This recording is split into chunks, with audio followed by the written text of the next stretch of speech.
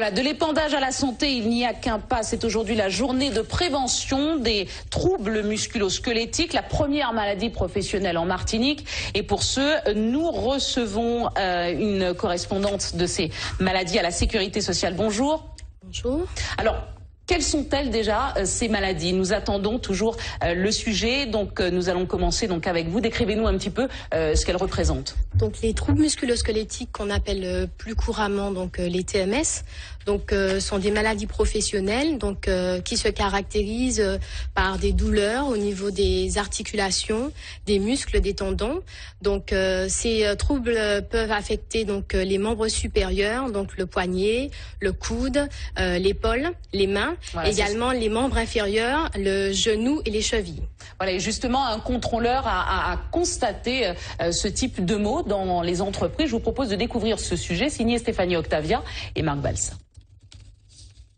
Bonjour, je suis venu aujourd'hui justement pour que vous puissiez me montrer, me faire la démonstration sur le nouvel équipement qui t'a amélioré la manutention des panneaux de verre. Il y a quelques années, Stani Goron aurait dû solliciter l'aide d'un collègue, enfiler ses gants et porter à la force des bras ces vitres qui peuvent peser plus de 150 kilos, avec les conséquences qui en découlaient sur leur corps et leur santé. On a mal au dos souvent, on a mal au bras, à force de lever les panneaux redéposés, tout ça c'est fatigant. Stani fabrique ici près de 30 baies vitrées par jour. Et c'est un travail de plusieurs années en partenariat avec la Sécurité sociale qui a permis à cette entreprise de détecter et d'aménager les postes de travail à forte pénibilité dans cette usine de 10 000 mètres carrés. Ici, particulièrement, un axe a été mené sur la prévention des TMS, des troubles musculo-squelettiques, parce qu'à l'origine, l'entreprise, il y avait beaucoup de manutention de vitres, de baies vitrées, etc. Et grâce à une étude des manutentions manuelles en général dans tous les points d'entreprise, on a pu détecter les postes à forte pénibilité et qui nous ont permis à l'entreprise d'investir pour éviter justement les troubles musculo-squelettiques. Ici, c'est un pont de levage qui a permis à la découpe du verre d'éviter de porter des vitres de plus de 70 kilos. Une table à coussin d'air facilite la coupe, désormais informatisée, et le déplacement de la feuille de verre. Au total, l'entreprise a investi près de 1,5 million d'euros, cofinancé à hauteur de 30% par la Sécurité sociale. On a investi dans ce matériel, c'est pour réduire les risques, donc moins d'accidents de travail. Qui dit moins d'accidents de travail, c'est-à-dire que les opérateurs sont là plus longtemps de la journée. Mais il ne faut pas que ce soit au détriment de la productivité, donc on essaye de lier les deux. Chaque jour, à ce poste, ce sont 28 plateaux de verre qui sont manipulés, soit plus de 2 tonnes. On estime que chaque année, en Martinique, 85% des maladies professionnelles sont des troubles musculo-squelettiques. Il y en a eu 114 en 2012.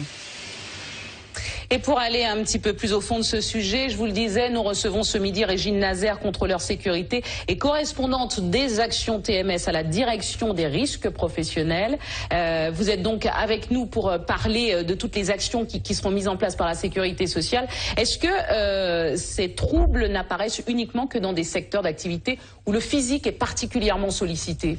Alors, il faut savoir que les TMS touchent tous les secteurs d'activité. Donc, ça peut aller du secteur tertiaire en passant également par le BTP, mais également le secteur sanitaire et social, également l'agriculture. Mais effectivement, il y a plus de TMS dans certains secteurs, donc dans les secteurs où il y a notamment des efforts excessifs lors des manutentions manuelles de charges lourdes, dans les secteurs également où il y a de nombreux gestes répétitifs et où les salariés sont exposés notamment à des postures, contraignantes. Donc on retrouve tous ces facteurs de risque plutôt dans le secteur industriel. Est-ce qu'ils sont notamment une fatalité dans le monde de l'entreprise aujourd'hui? Donc aujourd'hui, on ne peut pas vraiment dire que les TMS sont une fatalité. On peut plus parler de fléau. Parce que, comme on l'a dit dans le reportage, les TMS représentent 85% des maladies professionnelles reconnues. Ce qui est énorme, on le disait, c'est la première maladie professionnelle en Martinique. Oui, c'est la première maladie professionnelle en Martinique, mais il y a toujours donc des actions de prévention que les entreprises peuvent mettre en place pour empêcher l'apparition de ces TMS au niveau de leurs salariés. Est-ce qu'ils sont aussi fonction du moral au travail? Est-ce qu'un salarié en burn-out est beaucoup plus vulnérable à ce type de pathologie? Alors, dans la genèse des TMS, on parle aussi des facteurs psychosociaux dont fait partie le stress au travail.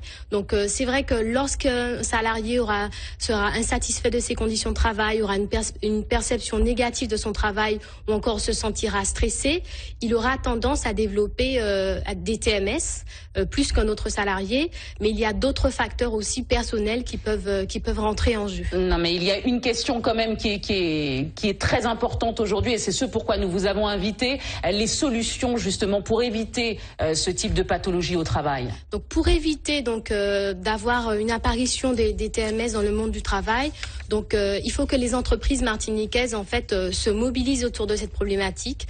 Donc qu'elles mobilisent leurs salariés, donc tous les acteurs de l'entreprise, et ensuite qu'elles s'investissent réellement et qu'elles engagent une démarche de prévention des TMS qui soit une démarche durable. Pour cela, il faut que les entreprises analysent les situations de travail à risque de TMS afin d'identifier donc les facteurs de risque qui sont à l'origine de ces TMS, pour ensuite proposer et trouver des solutions qui vont permettre, en agissant sur ces facteurs, de réduire donc l'apparition des TMS au niveau de leurs salariés. Merci beaucoup Régine Nazer, et bien sûr nous reviendrons sur ce sujet puisque je suppose que la sécurité sociale met en place tout un dispositif pour aider justement les employeurs à amener leurs salariés à faire ce type de démarche. Merci beaucoup. Merci à vous.